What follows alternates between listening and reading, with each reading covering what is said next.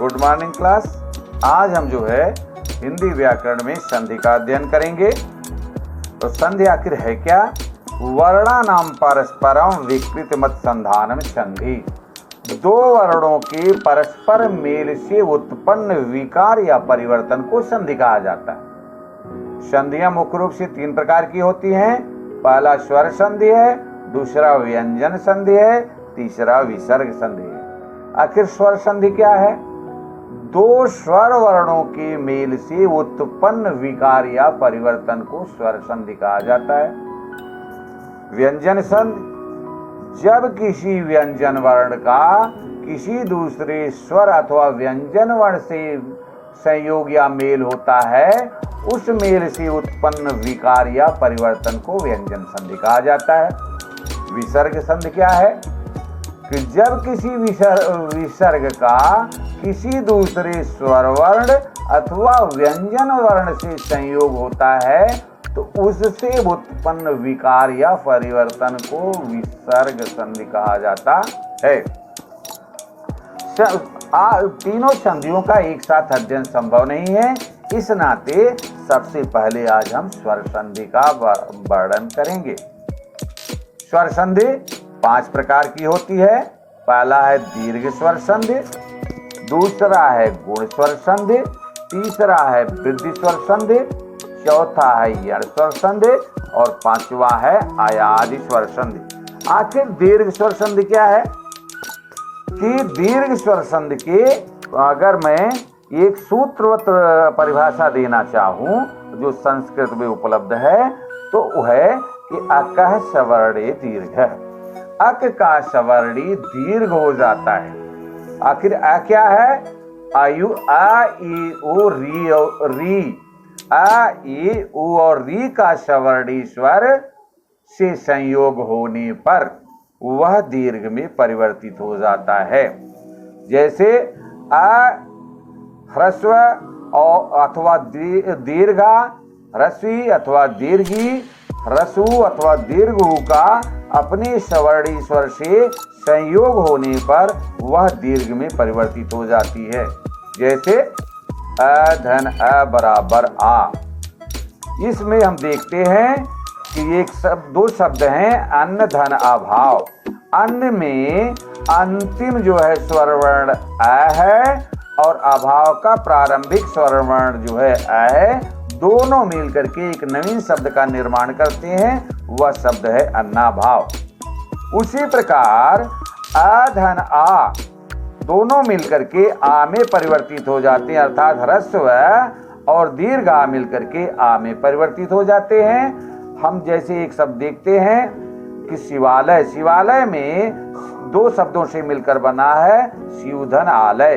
तो शिव का अंतिम स्वर वर्ण जो है अ है और आलय का प्रारंभिक जो है स्वर वर्ण आ है। ये दोनों मिलकर के दीर्घा में बदल गए, यह हो गया शब्द, नवीन शब्द बना शिवालय।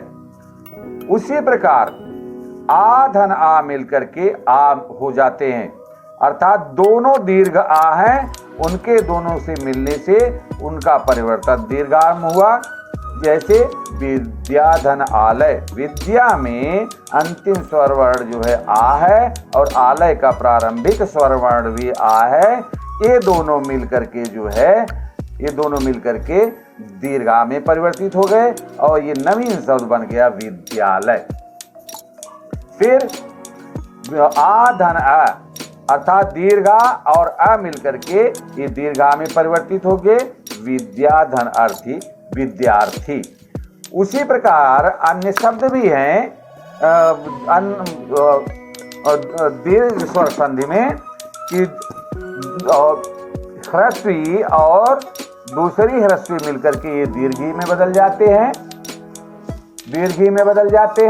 तो जो शब्द अगर हम एक शब्द लें गिरिधन इंद्र। गिरि में के अंतिम स्वर वर्ण ई है और इंद्र का प्रारंभिक स्वर वर्ण ह्रस्वी है। ये दोनों मिलकर के दीर्घ ई में परिवर्तित होकर के नवीन शब्द बना गिरीन्द्र। ह्रस्वी और दीर्घ ई मिलकर के ये दीर्घ ई में बदल गए। जैसे शब्द है गिरीश।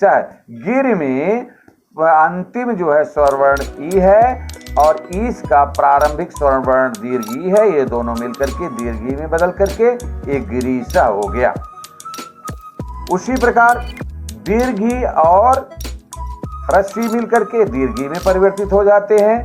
मही धन इंद्र में, मही में अंतिम स्वर वर्ण जो है दीर्घ ई है और इंद्र का प्रारंभिक जो है प्रारंभिक स्वर वर्ण ई है, ये दोनों मिलकर के वह दीर्घ ई में हो बदल गए, महेंद्र हो गया।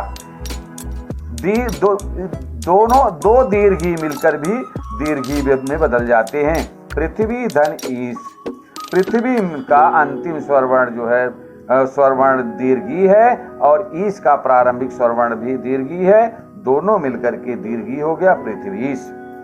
उसी प्रकार ऊ धन ऊ मिलकर के ह्रस्व, यहाँ पर दोनों ह्रस्व हैं, ये दीर्घ में परिवर्तित हो गए, भानुधन उदय, भानुदय। फिर हम देखते हैं कि दीर्घ प्लस ह्रस्व मिलकर के ये भी दीर्घ में बदल गए, स्वयंभू धन उदय, स्वयंभूदय हुआ। इस प्रकार जो है दो सवर्ण स्वरों के मिलने से उनका दीर्घ में परिवर्तन हो जाता है, यही दीर्घ स्वर संधि है। फिर हम एक दूसरी संधि गुण स्वर संधि का वर्णन जो है करना चाहेंगे। गुण का अगर हम संस्कृत भाषा का सूत्र देखें, पाणिनि सूत्र, तो होता है आद गुण। आत में क्या आता है? आ या आ।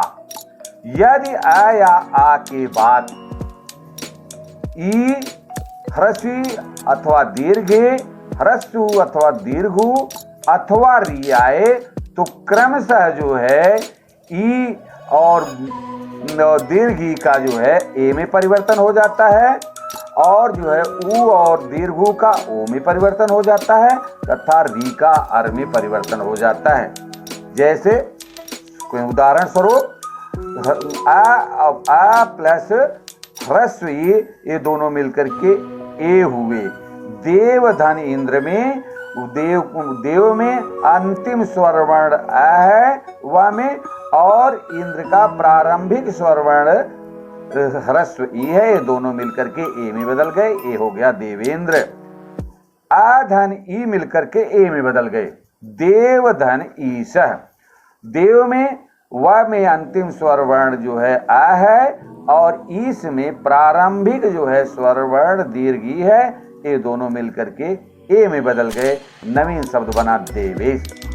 तथा इसके बाद हम देखते हैं आ धन ई मिलकर भी ए हो जाता है। जैसे महाधन इंद्र, महेंद्र। महा में जो है अंतिम स्वर वर्ण आ है और इंद्र का प्रारंभिक जो है ह्रस्व ई है, ये दोनों मिलकर के ए में बदल गए। उसी प्रकार आ धन ऊ मिलकर के ओ हो जाता है। जैसे चंद्रधन उदय, चंद्रोदय।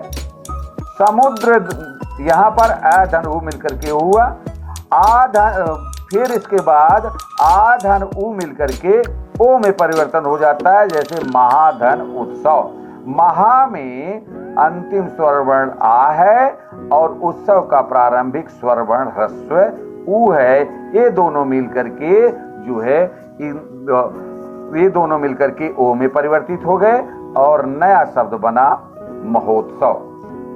उसी प्रकार आगे आ धन री मिलकर के अर हो जाते हैं। देव धन ऋषि में देव में व में अंतिम स्वर वर्ण आ है और ऋषि में प्रारंभिक स्वर वर्ण री है, ये दोनों मिलकर के अर में बदल गए और नवीन शब्द का निर्माण हुआ देवर्षि। आ धन री मिलकर के भी अर हो जाता है। जैसे महाधर ऋषि।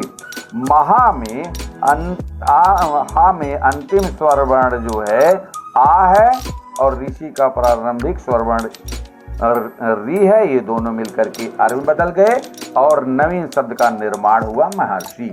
इस प्रकार जो है आज हमने स्वर क्या, आज हमने संधि क्या है, संधियों के कितने प्रकार हैं, उसमें स्वर संधि के कितने भेद हैं, उन स्वर संधियों में आज हमने केवल 2 स्वर संधियों का अध्ययन किया, दीर्घ स्वर संधि और गुण स्वर संधि। अब इसके बाद जो है वृद्धि स्वर संधि यानी और आयास स्वर संधि के लिए हम एक नवीन वीडियो के साथ प्रस्तुत होंगे।